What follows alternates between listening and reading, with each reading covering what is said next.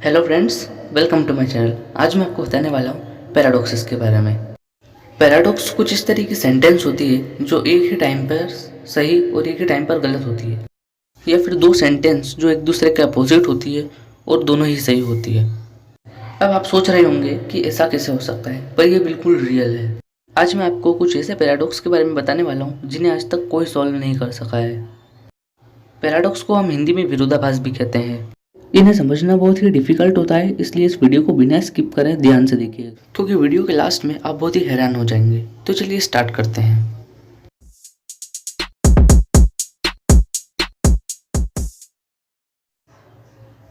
Number 5, the grandfather paradox.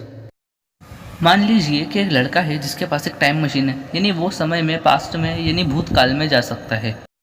वह लड़का उस समय में चल जाता है जब उसके दादाजी एक छोटे से बच्चे हुआ करते थे, और वह उस समय में जाकर अपने दादाजी को मार देता है। अब उसके दादाजी की एग्जिस्टेंस की वजह से उस बच्चे की एग्जिस्टेंस थी, और अगर उसके दादाजी बचपन में ही मर चुके थे, इसका मतलब वो बच्चा इस दुनिया में एग्जिस्ट ही नहीं करता, यानी उसका कोई अस्तित्व ही नहीं है।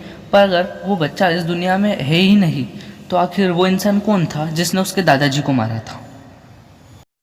और इसी पैराडॉक्स के चलते कई लोगों और कई साइंटिस्टों का मानना है कि हम कभी भी पास्ट में टाइम ट्रेवल कर ही नहीं सकते। कई मैथमेटिशियंस और साइंटिस्ट आज भी इसे सॉल्व करने की कोशिश कर रहे हैं, पर आज तक इसे कोई भी सॉल्व नहीं कर सका। Number 4, the omnipotence paradox. इस पैराडॉक्स को 12th सेंचुरी में थॉमस एक्विनिस ने बनाया था।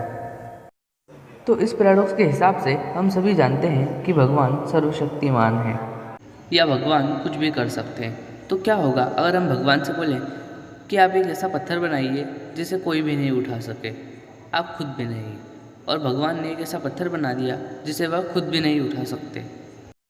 और क्या होगा जब हम भगवान से उसी पत्थर को उठाने को कहेंगे। अब अगर वो उस पत्थर को नहीं उठा पाए तो वह सर्वशक्तिमान कहलाएंगे ही नहीं, और अगर उन्होंने इसे उठा लिया तो भी वह सर्वशक्तिमान नहीं कहलाएंगे, क्योंकि वह एक ऐसा पत्थर बना ही नहीं पाए जिसे कोई उठा ना सके। इस पैराडॉक्स का भी सॉल्यूशन आज तक कोई नहीं निकाल सका है, और इस पर आज भी रिसर्च चल रही है। Number 3, the barbers paradox. इस पैराडॉक्स के हिसाब से एक गांव है जहां पर खाली एक ही बार्बर या केवल एक ही नाई है। वो खाली उसी इंसान की शेविंग करता है जो खुद से अपनी शेविंग नहीं करते। अब यहाँ क्वेश्चन ये है कि उस बार्बर की शेविंग कौन करेगा। अब अगर हम कहें कि वो खुद से अपनी शेविंग करेगा, तो ये तो पॉसिबल ही नहीं है, क्योंकि वो उसी इंसान की शेविंग करता है जो खुद से अपनी शेविंग नहीं करता। और अगर हम ये कहें कि वो खुद से अपनी शेविंग नहीं करेगा, तो ये भी पॉसिबल नहीं है, क्योंकि वह उस इंसान की शेविंग करता है जो खुद से अपनी शेविंग नहीं करता। Number 2, the lawyers paradox. अब इस पैराडॉक्स के हिसाब से एक लड़का कहता है कि वो हमेशा झूठ बोलता है। बताइए वो सच बोल रहा है या झूठ। अब अगर वो हमेशा झूठ बोलता है तो उसकी कही ये बात कि मैं हमेशा झूठ बोलता हूँ, ये भी झूठ होनी चाहिए, जिसका मतलब है कि वो सच बोलता है। पर अगर वो हमेशा सच बोलता है तो उसकी कही ये बात कि मैं हमेशा झूठ बोलता हूँ, उस हिसाब से तो ये भी सच होनी चाहिए। ये बहुत कंफ्यूजिंग है, और इसका भी सॉल्यूशन आज तक कोई नहीं निकाल सका है। Number 1, the unstoppable force paradox. इस पैराडॉक्स के हिसाब से आपके पास एक मैजिकल तलवार है जो दुनिया की सबसे पावरफुल तलवार है, और वो तलवार दुनिया की किसी भी चीज़ को चीर सकती है।